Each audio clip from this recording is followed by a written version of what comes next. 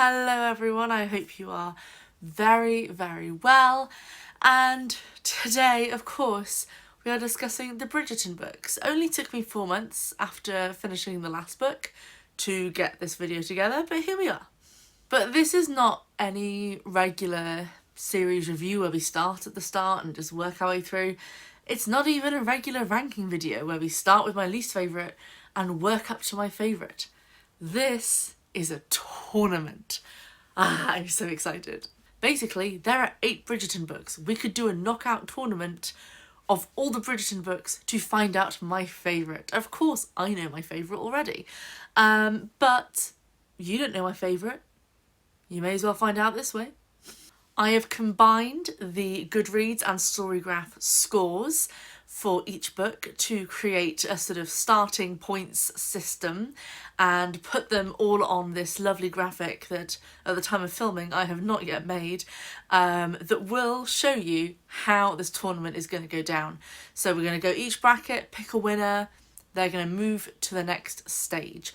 Now, the nature of this being a knockout tournament, I will review each book as they get knocked out. So we will kind of start with my least favourites. But yes, that's how it's going to go, basically. And I'll talk you through it as we go. As will surprise probably no one, the number 1 book, according to Goodreads and Storygraph, was The Viscount Who Loved Me, Anthony's romance. And the number 8 book was To Sir Philip with Love, Eloise's book.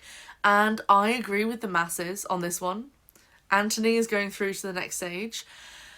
To Sir Philip with Love was not the best, to put it mildly. To be fair, I think part of the problem is that I was expecting TV show Eloise, who is a much better character than book Eloise, so I was kind of let down by that. Yeah, the whole thing was just a bit nah.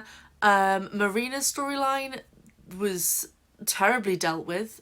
Basically the only time mental health is raised in this entire 8-book series, and it was done truly terribly.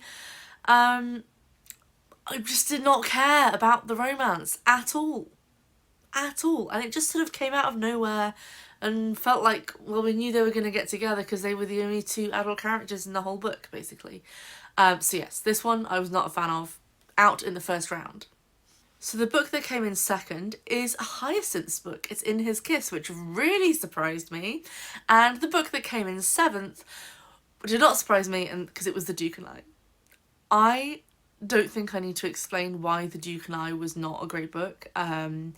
When the TV show first came out and everyone started reading the books, there was a lot of quite right criticism on the way that relationship dynamics and consent are dealt with in this book. So it's not making it through to the next round. It's really not. It was not the one. Very much not the one. So book number 3, the book that came in 3rd in my ranking, was When He Was Wicked, which is Francesca's romance. And the book that came in 6th was On the Way to the Wedding, which is Gregory's romance. So the winner here, hands down for me, is When He Was Wicked, Francesca's romance. It's going through to the next stage. Gregory's I did enjoy. I did get the sense she was running out of ideas a bit by this point. It's the 8th book. It was just sort of trope after trope after trope with nothing really kind of tying it together. Yeah, and then there was like a gunfight towards the end that just sort of came out of nowhere. It was fine. It was fine.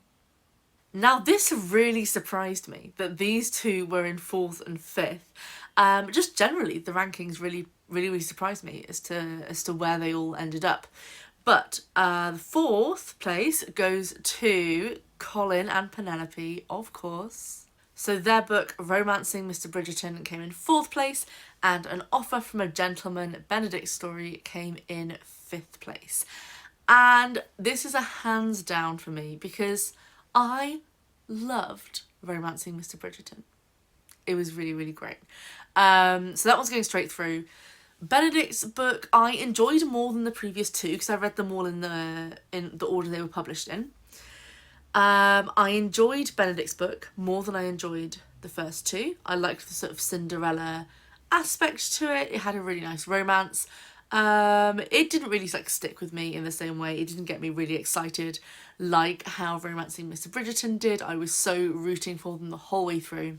But I did really enjoy it. I had a great time reading it. So, you know, kudos to An Offer from a Gentleman. It was a lovely read. We are through to the semi-finals, my friends. So we have Anthony versus Hyacinth, or rather the Viscount Who Loved Me versus It's in His Kiss. Now, I really struggled to pick a favourite out of these two because neither of them blew me away, but I didn't hate either of them either.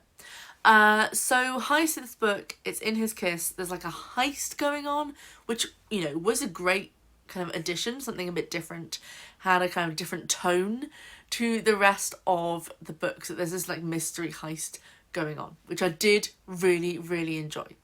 And there were things that I did not necessarily enjoy in The Viscount Who Loved Me, and by that I mean the bee scene.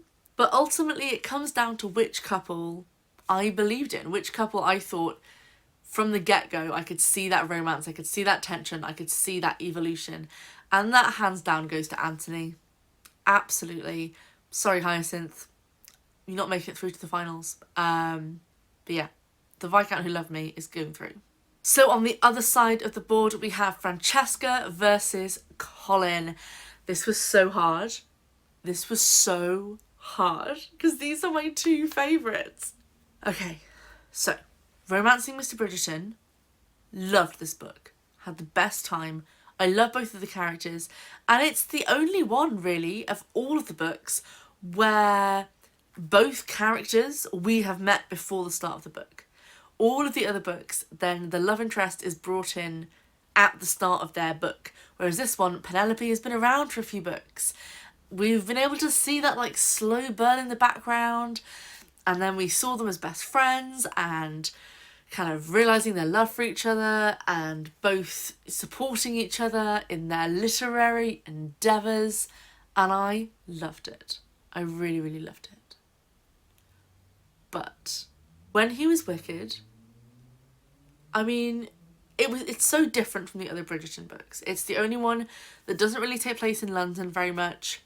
And Francesca's a bit more worldly. She has already been married at the start of this book for her, well, the start of her romance. You know, she has fallen in love before and been widowed, and that was just a really nice dynamic to see, and it was the only kind of conflict as to why they couldn't be together that felt actually believable, that these two people, of course, would avoid falling in love with each other, but could not help it.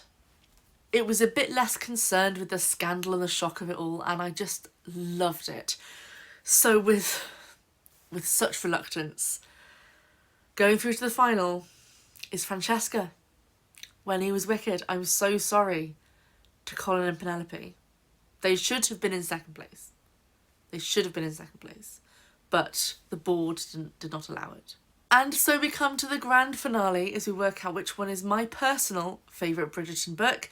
We have Anthony versus Francesca. I don't think it will be any surprise as to who is going to win. Of course it's Francesca. Of course it's When He Was Wicked. I did enjoy The Viscount Who Loved Me, but as I said, there were some things I really did not like about it, specifically the bee sting scene. And a lot of The Viscount Who Loved Me felt like a rehashing of The Duke and I, and I just really loved that When He Was Wicked had its own world and its own sort of sense, and I don't know, Francesca was just such a great heroine. She's easily the best heroine of all the Bridgerton sisters, certainly. And yeah, I just really loved it. So the winner is Francesca, When He Was Wicked. Did you agree with my Bridgerton tournament rankings? Who would have won? If you were presented with the board, who would win? Let me know in the comments. Give this video a like if you enjoyed it, and subscribe if you would like to see more videos from me. Have a lovely day, and I will see you next time. Ta-ra for now.